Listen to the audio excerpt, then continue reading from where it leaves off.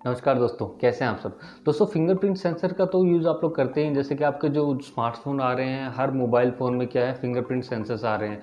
But क्या आप जानते हैं दोस्तों कि ये फिंगरप्रिंट सेंसर कितनी मुश्किल यानी कि कितनी कॉम्प्लेक्स टेक्नोलॉजी है, वो भी इतनी सी छोटी सी जगह में।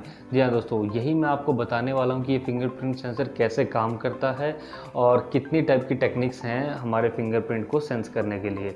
तो दोस्तों वीडियो को लास्ट तक देखें और बहुत ही मज़ा आने वाला है आपको। दोस्तों एक छोटा सा मैसेज उन व्यूअर्स के लिए जो कि हमारे वीडियोस को देख रहे हैं लास्ट तक, तो प्लीज़ दोस्तों ऐसे ही मत जाइए, हमारे चैनल को प्लीज़ सब्सक्राइब कीजिए। अगर वीडियो पसंद आ रही है तो लाइक कीजिए, अगर नहीं आ रही तो प्लीज़ हमें कमेंट करके बताइए ताकि हम उस पर सुधार कर सकें। दोस्तों शुरू करते हैं वीडियो को। सबसे पहले तो मैं आपको बता दूं दोस्तों कि जो फिंगर होती है वो बेसिकली दो पार्ट से बनी होती है, एक रीजस और एक वैली। जो रीजस होती है बेसिकली क्या होते हैं, उभरे हुए हिस्से होते हैं, और जो वैली होती है वो जो गड्ढा हिस्सा होता है उसको बोलते हैं दोस्तों। इसके अलावा अगर मैं बात करूँ तो तीन टाइप की फिंगरप्रिंट होती हैं। सबसे पहले होता है आर्क, दूसरा होता है लूप, तीसरा होता है वोल टाइप। अब जो आर्क टाइप होता है उसमें बेसिकली क्या होता है, जो लाइन स्टार्ट हो रही है फिंगर के एक एंड से लेकर दूसरे एंड तक, और उसमें कोई लूप या कुछ नहीं होता। दूसरा जो पार्ट होता है वो बेसिकली लूप होता है। उसके अंदर क्या होता है, जैसे फिंगर प्रिंट यानी कि जो लाइन स्टार्ट हो रही है एक साइड से और दोबारा लूप होकर वहीं पर आ जाती है, ठीक है, उसको लूप टाइप कहा जाता है। जो थर्ड टाइप होता है वोल टाइप, उसमें क्या होता है, अंदर ही सर्कल बने होते हैं, यानी कि जहाँ से फिंगरप्रिंट स्टार्ट हो रही है वहीं पर आके ख़त्म हो जाती है और एक लूप बना होता है। तो ये तीन टाइप के फिंगरप्रिंट होते हैं।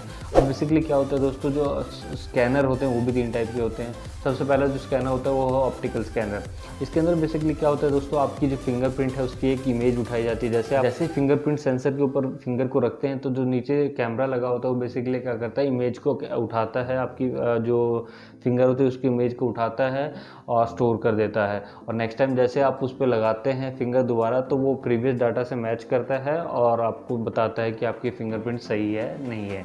तो इसमें बेसिकली क्या होता है दोस्तों, कैसे मैच करता है वो, अब वो क्या करता है दोस्तों, कुछ कॉमन पॉइंट्स को तो नेग्लेक्ट कर देता है, यानी जो कॉमन पॉइंट्स नहीं होते हैं उनको भी ध्यान में रखा जाता है। जैसे कि सबसे पहले आप देखेंगे तो कई जगह रीजस खत्म हो जाती है, वो एक पॉइंट कंसिडर किया जा सकता है। इसके अलावा कई जगह रीजस क्या है, दो पार्ट्स में डिवाइड हो रही है, वो भी एक पॉइंट कंसिडर किया जा सकता है। कई जगह रीजस स्टार्ट हो जाती है और ख़त्म हो जाती है, छोटी छोटी रीजस होती हैं। तो ये कुछ अनकॉमन पॉइंट्स होते हैं जिनको भी ध्यान में रखा जाता है फिंगरप्रिंट स्कैनिंग करते हुए। इसके अलावा दोस्तों अगर मैं बात करूं तो जो ऑप्टिकल सेंसर टाइप में है उसमें बेसिकली क्या है, थोड़ी सिक्योरिटी कम होती है, बिकॉज आप आपको मैं बता रहा हूं कि इमेज टाइप है। मान लीजिए आपने मूवीज़ वगैरह में देखा होगा कि नॉर्मली किसी भी चीज़ के ऊपर आदमी का फिंगरप्रिंट लेकर उसको स्कैनर के आगे लगाते हैं और वो काम करने लग जाता है।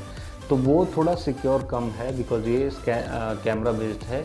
तो इसी को, और दोस्तों हाँ इसके अलावा ये थोड़ा स्लो भी है, तो इसी वजह से इसको रिप्लेस किया जा गया है, जो है बेसिकली कैपेसिटिव टच के द्वारा, ठीक है। अब इसके अंदर क्या हो रहा है, बेसिकली ये कैपेसिटेंस के ऊपर काम करता है।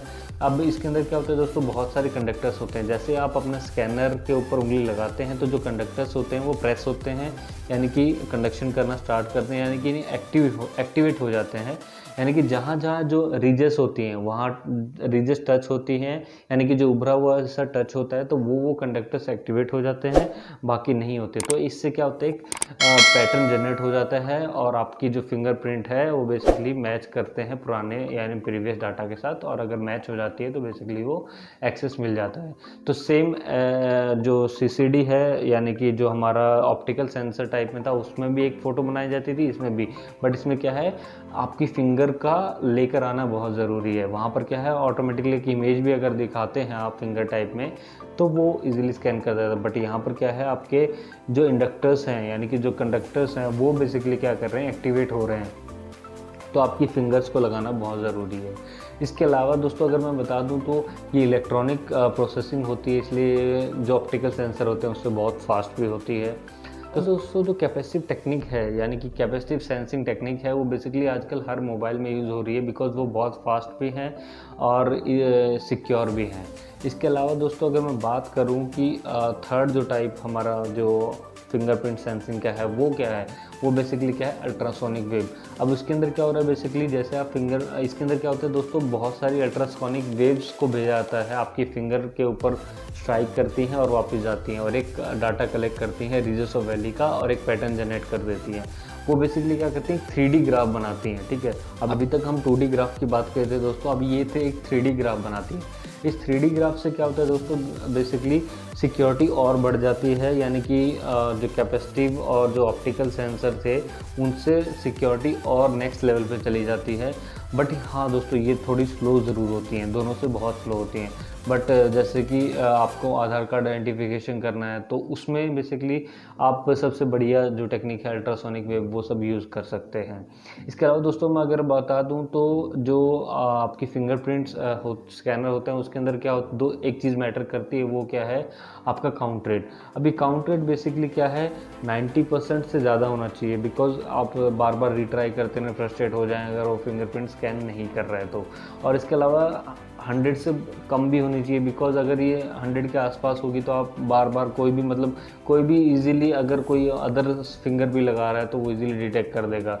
तो ऐसा भी ना हो, कोई फ्रॉड फिंगर भी डिटेक्ट ना हो। इसलिए अटेंडेंस जो काउंट है यानी कि जो काउंट रेट है वो भी मैटर करता है। दोस्तों आशा करता हूँ कि आपको हमारी वीडियो पसंद आई होगी। अगर आपको हमारी वीडियो पसंद आई है तो हमें कमेंट करके ज़रूर बताएं कि आपको हमारी वीडियो कैसी लगी और क्या आपको फिंगरप्रिंट सेंसर की जो टेक्नोलॉजी है वो समझ में आई या नहीं आई। तो दोस्तों मिलते हैं नेक्स्ट वीडियो में, तब तक के लिए जय हिंद।